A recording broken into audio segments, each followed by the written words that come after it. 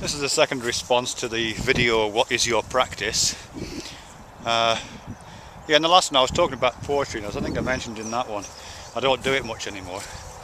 And the reason for that is, of course, because I've got a full-time job and kids, and it's really hard to do anything that takes time up, or that requires a kind of separate part of your day when you've got those demands. You know, I'm really envious of those guys who can like sit down, I guess I'm envious, kind of envious, of those guys who can sit down and just kind of log 10,000 hours sitting cross-legged. You know, I just think it's amazing. They've got the luxury of being able to do that. But my practices, to the extent that they exist at all, are all the ones you can do whilst you're doing other things.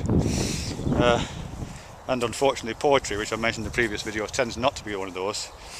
I think there is a famous quotation from a poet about the biggest enemy of poetry is the pram in the hallway, something like that. And I think there's some truth in that, particularly for women poets.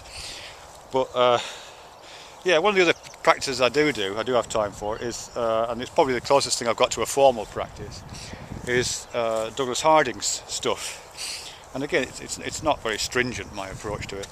Douglas Harding, I've talked about before, 20th century mystic, who wrote quite a few, but he'd only died about 4 years ago actually. He was a great chap.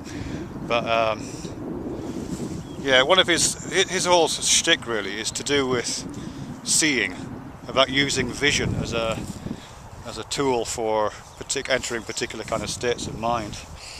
And it's unusual in that, I think, because most, well maybe not most, but certainly the ones that I'm familiar with, a lot of contemplative practices use other kinds of relationships to the world in order to do something interesting and fun with those relationships. You know, something like mindfulness meditation, for example.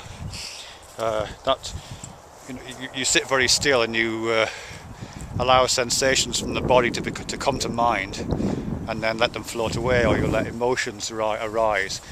You look at those emotions, or you kind of sense those emotions and then let them go. Or thoughts come to mind, you sense those thoughts and let them go. All of it's very kind of felt in mindfulness meditation. But in Douglas Harding, it's visual. It's really interesting in that regard. He's almost exclusively using the visual sense. And there's a number of different kind of attitudes towards it and aspects of it. But the simplest bit, I think, is you try to identify with the act of seeing. That's how I understand it. It might not be true to Harding. That's how I understand it. So, you know, we're very used to seeing. We stand around in the world and look at stuff. But what tends to happen, I think, with that is we're either thinking of ourselves as the subject of that gaze, or we're thinking of the object at the end of that gaze. We're thinking of the trees and the barns and the houses and all that kind of stuff. But what Harding's trying to encourage you to do, I think, at least partly, is to identify with the act of seeing itself. He often quotes the poet Rumi, who in one of his poems invokes this idea of becoming seeing. Become seeing, seeing, seeing, Rumi says. And Harding kind of repeats that. He says, you know, this particular contemplative practice he's advocating, the aim is to achieve that state by becoming seeing. Not identifying with the seer or the seen, but the act of seeing itself. So I'm trying to do it now actually. It's very simple, it's quite subtle really, but you just kind of I can't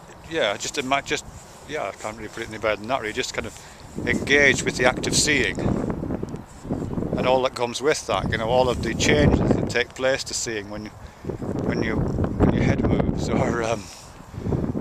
you know, all of that optical flow that takes place when you move around, or the objects that come into your field of view and go out again.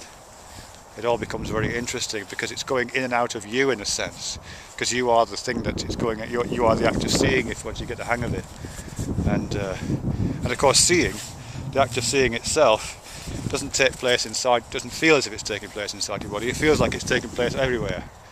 You know what I mean? It doesn't. When I look at that tree, the seeing isn't in here and it's not in the tree, it's in this entire space between me and that tree.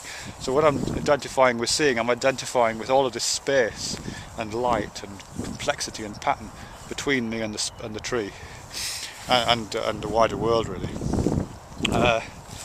So I do that quite a bit, and that's the easy really, because I can do that at work, or I can do it you know, while I'm driving, or I can do it at home, you know, when I'm cooking or doing something in the garage.